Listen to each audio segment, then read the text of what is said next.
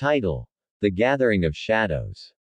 Origins: before there was light, there was silence. Before there was silence, there was the scream. The world does not remember when the shadows first took shape, only that they were always there, lurking at the edges of sleep, clawing their way out of shallow graves, slipping between the cracks of locked doors. They were not born men, nor beasts, but curses given flesh. One thrived in the nightmares of children, twisting innocence into terror.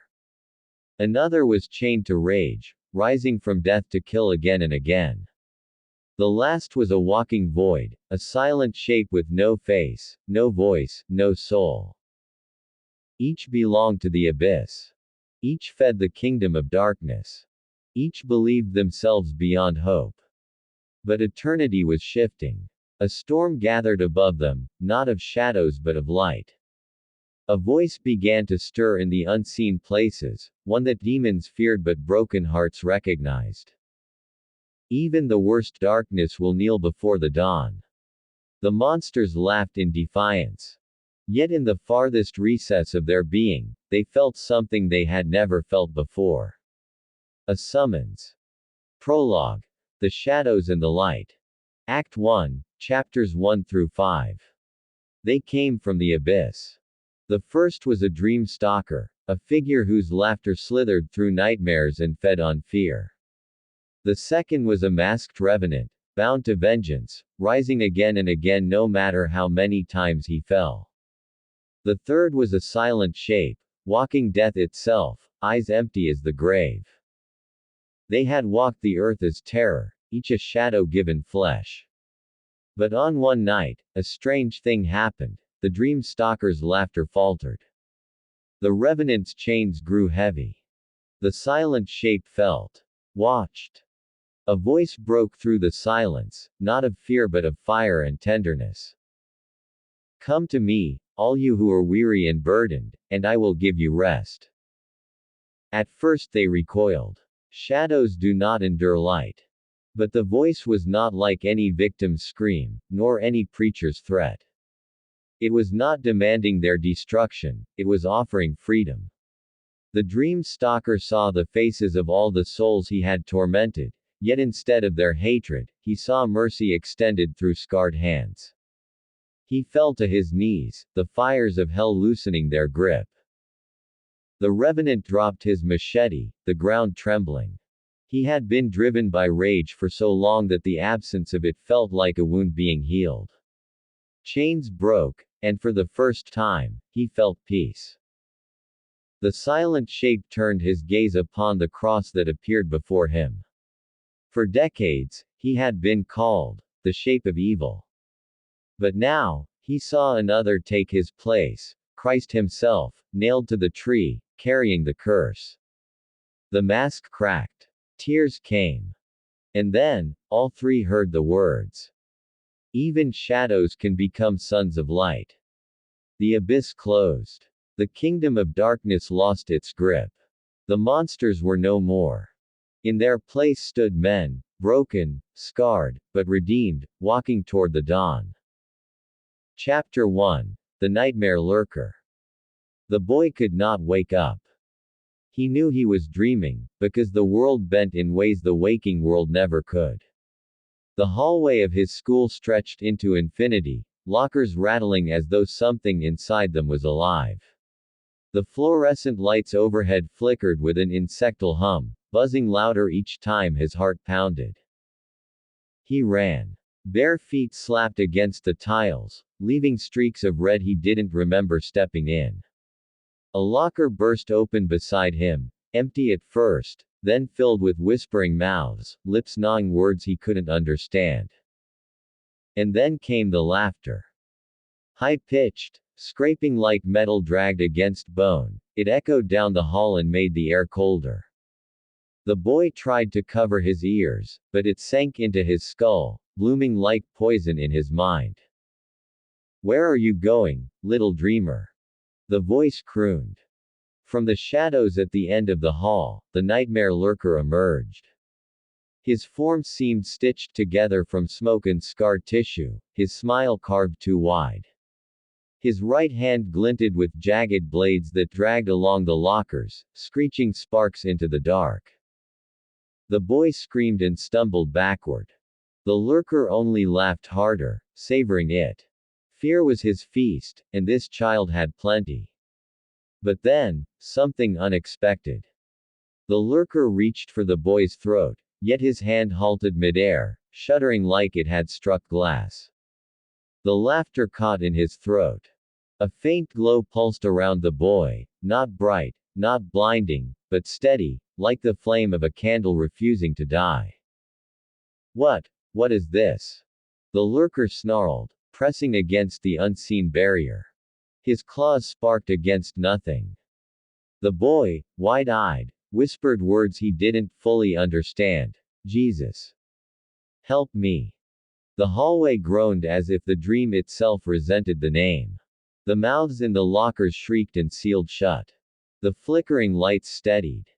And the lurker, lord of nightmares, devourer of fear, stumbled back as smoke rose from his flesh where the invisible light touched him. He growled, clutching his chest, where something deeper than blades or fire was burning. No, he hissed. Not here. Not in my dominion. But even as he spat defiance, the flame of that whispered prayer lingered. The boy vanished, awakened, safe in the waking world. The dream dissolved into darkness, leaving the lurker alone. For the first time in centuries, he felt something foreign coil inside him. Not fear. Not rage. Something worse. Conviction.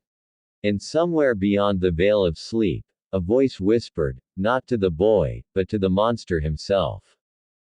Even you are not beyond my reach. The nightmare lurker trembled. And he hated it. Chapter 2. The Masked Revenant. The storm had rolled in without warning. Thunder growled low across the lake, and the teenagers huddled closer to the fire, their laughter cracking like brittle twigs against the weight of the night. Don't tell that story, one girl whispered, arms wrapped tight around herself. Why not? Another boy grinned, brandishing the flashlight beneath his chin. It's tradition. Every year at this camp, somebody has to shut up, a third snapped. You'll wake him. They all laughed, but the sound was thin, nervous. The storm swallowed it.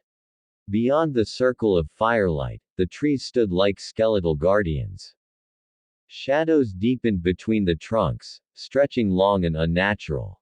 A crow cawed once, harsh and lonely. Then silence. And then, the revenant came. He stepped from the treeline with the patience of a nightmare. Broad shoulders, clothes soaked in rain and mud, the blank white mask staring without expression. In his hand, a machete gleamed as the lightning flashed. The laughter died instantly. Screams tore through the storm. They scattered, but the revenant was already among them. His blade rose and fell, his strength unyielding. The wet thud of steel meeting flesh was swallowed by thunder.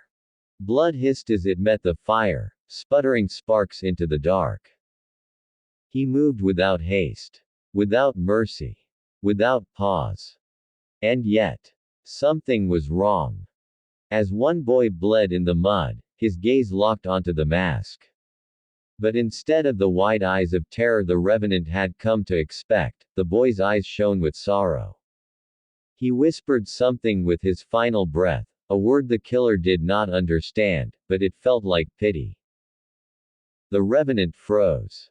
The machete hung suspended, trembling faintly in his grip.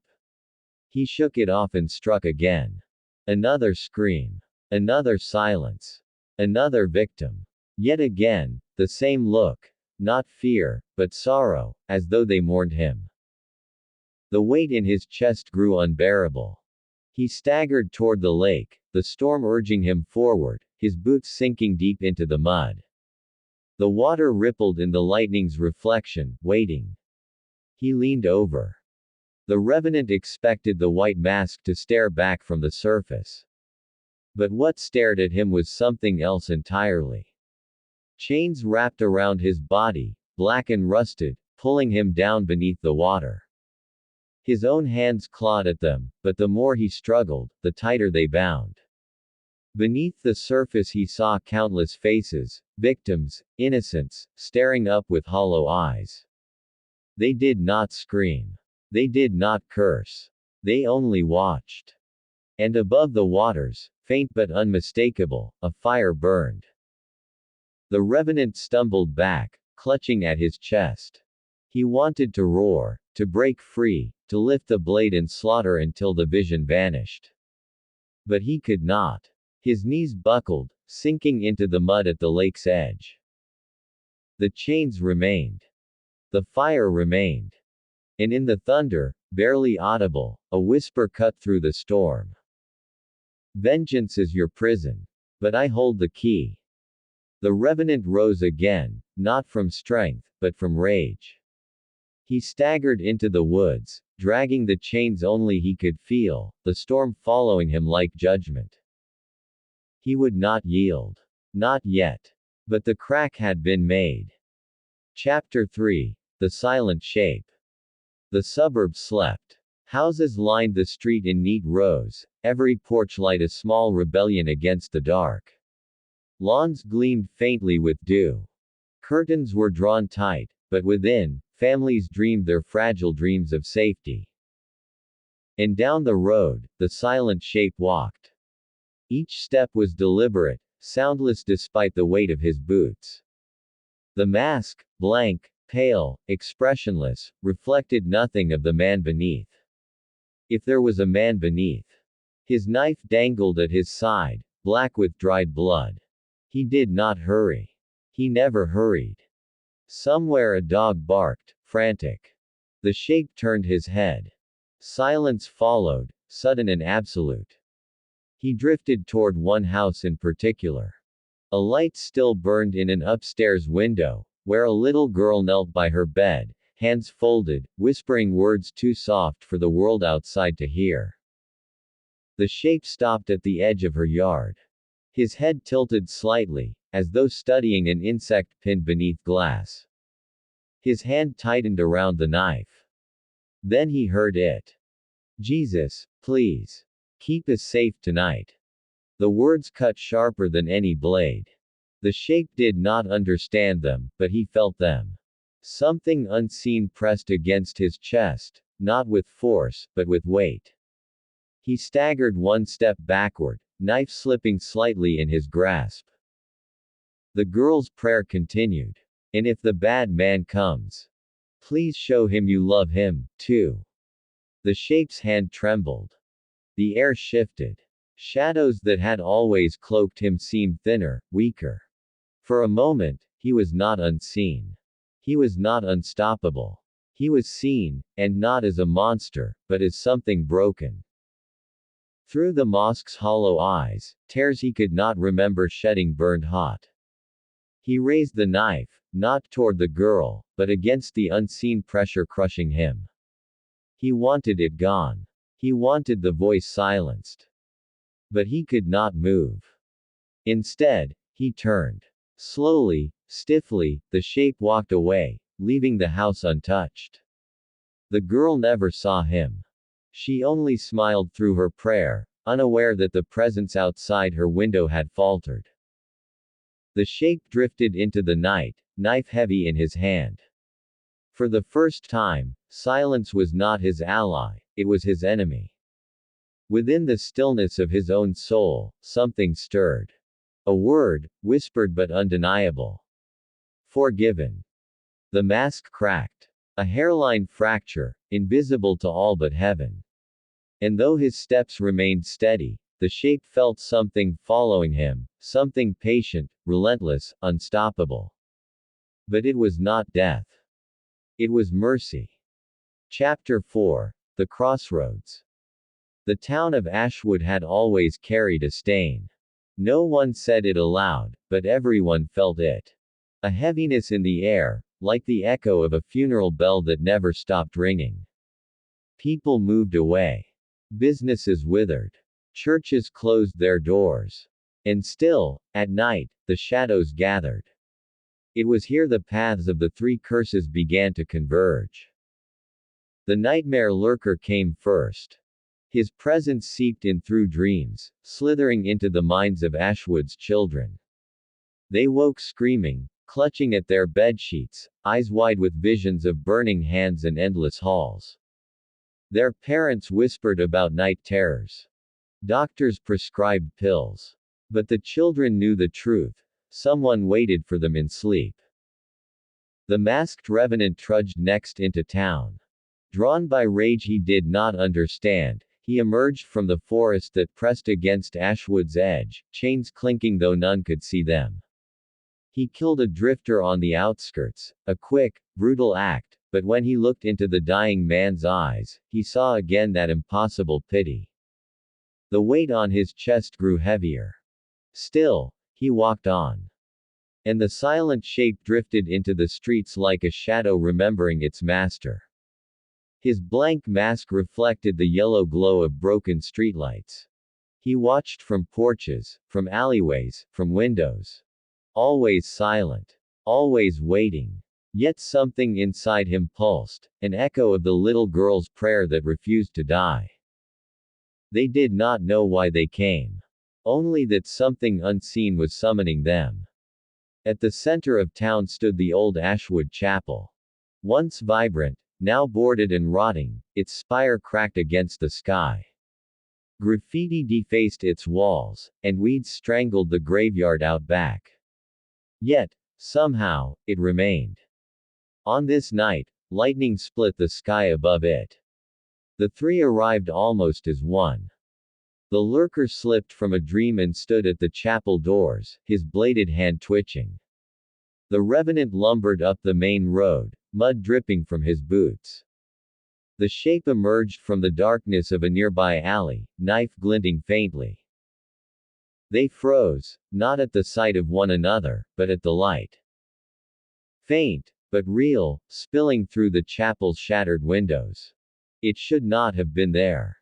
The place had been abandoned for decades. Yet the glow poured out, steady and unafraid, like a heartbeat in the night. The lurker hissed, clutching his chest where unseen fire burned. The revenant growled, chains rattling louder than thunder. The shape tilted his head, as if listening for a sound only he could hear. And then, the chapel's doors creaked open on their own.